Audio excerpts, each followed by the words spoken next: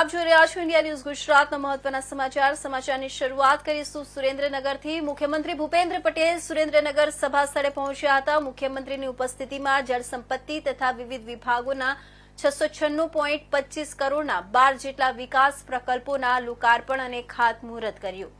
નર્મદા જળ સંપત્તિ, પાણી પુરવઠા અને કલ્પસર વિભાગના તથા વિવિધ વિભાગના 696.25 કરોડના 12 જેટલા વિકાસ કાર્યોનું લોકાર્પણ કર્યું હતું।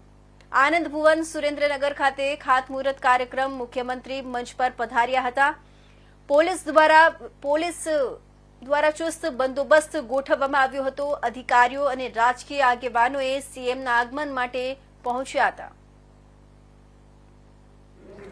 આજ રોજ માનનીય મુખ્યમંત્રી શ્રી આજે અહીંયા સુરેન્દ્રનગર પધારી રહ્યા છે ત્યારે જે સાયલા તાલુકો કાયમી દુષ્કાળગ્રસ્ત વિસ્તાર છે અને એ વિસ્તાર ઊંધી રકાબી જેવો છે અને જ્યાં નર્મદાના પાણીથી વંચિત હતો તે તાલુકાને સૂકો ભટ્ટ તાલુકો હતો એ તાલુકાને નંદનવન બનાવવા માટે આશરે 500-600 કરોડના ખર્ચે જે આરપીસ ગામની યોજના બનાવી એ યોજનાના કારણે સાયલા તાલુકાના આરપીસ ગામને આ નર્મદાના પાણીનો લાભ મળવાનો છે અને આ તાલુકા વતી હું પૂર્વ તાલુકા પંચાયતનો પ્રમુખ છું સાયલા અને મારા સાયલા તાલુકાના પ્રજા વતી જનતા વતી આ આપણા ભાજપની સરકાર અને આપણા મુખ્યમંત્રી સાહેબનો અમારા તાલુકા વતી ખૂબ ખૂબ આભાર માનું છું અને કે અમને ખૂબ ખૂબ અભિનંદન આપું છું